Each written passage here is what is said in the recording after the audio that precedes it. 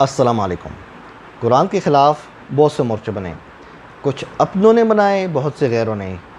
آج کا مورچہ حدیث کسا کے نام۔ دوستو، ایک بہت مشہور حدیث ہے، یہ اہل سنت کی کتاب مختلف کتب میں ہے۔ اسے کہتے ہیں حدیث کسا، جس کے مطابق نبی علیہ السلام سے منسوب ہے کہ آپ نے ایک چادر لی اور حضرت علی، فاطمہ، حسن، حسین ان سب کو بلایا اور چادر ان کے اوپر رکھ دی اور پھر آیت تطہیر پڑھی۔ اب شیعہ اس روایت سے، چونکہ یہ روایت ہے تو ضعیف، نبی علیہ السلام سے ایسا کچھ کرنا ثابت نہیں ہے، اب شیعہ استدلال کرتے ہیں کہ دیکھا کہ یہ چار ہستیاں جو ہیں، حضرت علی، فاطمہ، حسن، حسین، یہ پاک صاف ہیں۔ پاک صاف سے مراد یہ معصوم ہیں، مطلب ان سے غلطی نہیں ہو سکتی۔ حالانکہ قرآن کے مطابق جو آیت تطہیر ہے اور اس سے پہلے اور آیت تطہیر اور اس کے بعد کی جو آیات ہیں، یہ امہات المؤمنین کے لیے ہیں۔ صرف اور صرف قرآن کے مطابق نبی علیہ السلام کے اہل بیت صرف اور صرف بیویاں ہیں اور کوئی بھی نہیں، باقی قریبی رشتہ دار ہیں۔ دوستو، وقت ضائع کیے بغیر ہم ایک ایک روایت کی سند چیک کریں گے، کیا کہ نبی علیہ السلام نے واقعی ان سب کو اپنی چادر میں لیا یا نہیں۔ ٹھیک ہے، اب ہم ساری روایات کا اب تجزیہ کرتے ہیں، آپ کی خدمت میں پیش کرتے ہیں۔ دوستو، پہلی روایت آپ کی اسکرین پہ چل رہی ہے، صحیح مسلم 2424۔ دوستو، یہ روایت ضعیف ہے، اس کے اندر مصعب بن شیبہ راوی جمہور کے نزدیک، یعنی میجورٹی، اکثریت کے نزدیک ضعیف ہے۔ دوستو، دوسری روایت آپ کی اسکرین پہ چل رہی ہے، سنن نسائی 8342۔ اس کے اندر بکیر بن مسمار عن عامر عن ابیہ، اس کے اندر بکیر بن مسمار راوی یہ مستور ہے۔ اسی طرح سنن نسائی کی 8355، اس کے اندر ابو بلج عن عمرو بن میمون کا ترک ہے۔ ابو بلج متوفی 130 ہجری، یہ بھی مستور ہے۔ دوستو، آپ سوچ رہے ہوں گے یہ مستور کیا ہوتا ہے؟ مستور سطر سے ہے، مطلب ایک راوی 70-80 سال زندہ رہتا ہے، اس کو اس کے زمانے کے لوگ نہیں جانتے، مطلب سچا نہیں کہتے، کوئی بھی تعریف نہیں کرتا، اس کی وفات کے بعد آ کر لوگ اس کی تعریف کرتے ہیں، تو ایسی تعریف مردود ہے، ایسی توثیق مردود ہے۔ جس طرح میں اگر کہوں کہ قائد اعظم یا علامہ اقبال کے والد صاحب کا حافظہ کمزور تھا، تو آپ مجھ سے پوچھیں گے ابو جعفر تنولی صاحب، آپ تو اس زمانے میں تھے نہیں، تو ہم آپ کی بات کیوں مانیں، ہے نا؟ آپ کا اعتراض بالکل ٹھیک ہوگا۔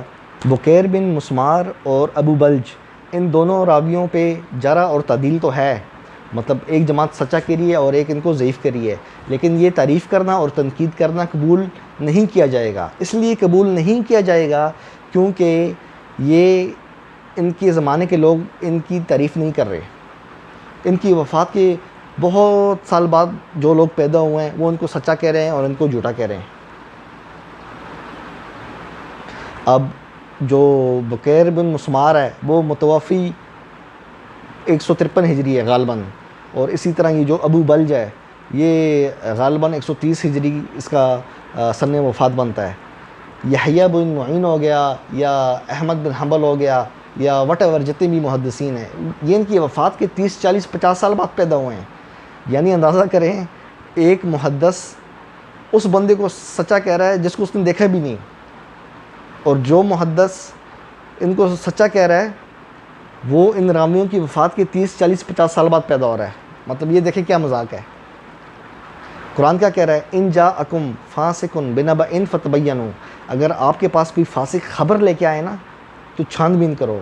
کس کی چھان بین کرو؟ وہ جو فاسق بندہ آ رہا ہے نا اس کی چھان بین کرو کہ وہ بندہ سچا یا جھوٹا ہے۔ ظاہری بات ہے، چھان بین 40-50 سال بعد پیدا ہونے والا بندہ تو نہیں کرے گا، چھان بین اسی زمانے کا بندہ کرے گا۔ دیکھا، قرآن کا یہ اصول اگر آپ فٹ کر دیں تو کتنی سمجھیں 50% روایات اڑ جائیں گی، کیونکہ اکثر راوی ایسے ہیں جو مستور ہیں، ان کے زمانے کے لوگ ان کو نہیں جانتے، جس طرح یہ دونوں حضرات ہیں۔ اس لیے مستور راوی پہ ضعیف ہونے کا حکم لگے گا، کیونکہ اس کے زمانے کی تعریف جرح اور تعدیل نہیں ہے، متاخرین کی جرح تعدیل مردود ہے متقدمین کے بارے میں۔ دوستو اگلی روایت ہے مصنف ابن ابی شیبہ 32103 اوزاعی عن شداد بن ابی عمار۔ دوستو شداد بن ابی عمار یہ بھی مستور راوی ہے، اس کو بھی کسی اس کے زمانے کے، یہ تابعی ہے، اس کو بھی اس کے کسی زمانے کے لوگوں نے سچا نہیں کہا۔ متاخرین کی جرح اور تعدیل مردود ہے متقدمین کے بارے میں۔ دوستو اگلی روایت مصنف ابن ابی شیبہ 32272 علی بن زید عن انس۔ علی بن زید جمہور کے نزدیک، میجورٹی کے نزدیک ضعیف ہے۔ اگلی روایت 720 یونس بن حباب عن نافع۔ یونس بن حباب ضعیف ہے۔ اگلی روایت 722 ابو داود نفی بن حارث عن ابی الحمراء۔ ابو داود نفی بن حارث متروک ہے، کذاب ہے۔ اگلی روایت مسند احمد کی 26010 شہر بن حوشب ام سلمہ سے روایت کر رہا ہے۔ شہر بن حوشب میجورٹی جمہور کے نزدیک ضعیف ہے۔ ایک روایت بھی ثابت نہیں ہے، اندازہ کریں، ایک روایت بھی ثابت نہیں ہے کہ نبی علیہ السلام نے چادر کھولی اور حضرت علی، فاطمہ، حسن حسین کو اس میں لیا اور یہ آیت پڑھی۔ ایک روایت بھی ثابت نہیں ہے۔ یہ تو تھی سنیوں کی روایات۔ اب کوئی شیعہ کہ جی ہمارے ہاں بھی روایات ہیں، تو شیعہ حضرات کے تو جو محدثین ہیں وہ تو ثابت ہی نہیں ہیں، مجاہیل ہیں۔ ابو جعفر کلینی متوفی 329، اس کو اس کے زمانے کے لوگ جانتے ہی نہیں تھے، کسی نے بھی سچا نہیں کہا۔ اسی طرح شیخ صدوق متوفی 381 میں اس کی وفات ہوئی، اس کو اس کے زمانے کے لوگ سچا نہیں کہتے صدوق کو۔ یہی حال شیخ مفید کا ہے، اور یہی حال شیخ توسی کا ہے، اندازہ کریں۔ اور جو شیخ کلینی ہے جو سب سے بڑا ہے، یعنی یہ سمجھیں شیعوں کا بخاری ہے شیخ کلینی، جس طرح سنیوں کے ہاں صحیح بخاری ہے، شیعوں کے ہاں اصول کافی ہے نا۔ اب اصول کافی کا جو مصنف ہے ابو جعفر کلینی، اس کے استاد سب کے سب مجاہیل ہیں۔ اس کے استاد ان کو اس کے زمانے کے لوگ سچا نہیں کہتے، کیونکہ جو علم و جرح و تعدیل کی کتاب ہے اہل شیعوں کے ہاں، شیخ توسی، وہ متاخرین میں آتا ہے۔ رجال نجاشی، رجال کشی، یہ لوگ، ان کے مصنفین بھی مستور ہیں، ان کے زمانے کے لوگ ان کو جانتے ہی نہیں ہیں۔ دیکھا دوستو، ایک ایک روایت کو ہم نے ادھیڑ کے رکھ دیا ہے۔ یہ بات آپ کو انجینئر علی مرزا نہیں بتائے گا، بتائی کبھی اتنی تفصیل میں جس طرح میں نے بتایا ہے۔ مفتی طارق مسعود بھی نہیں بتائے گا، کوئی شیعہ تو بتائے گا ہی نہیں نا۔ قرآن مطابق اہل بیت صرف اور صرف اونلی امہات المؤمنین ہے۔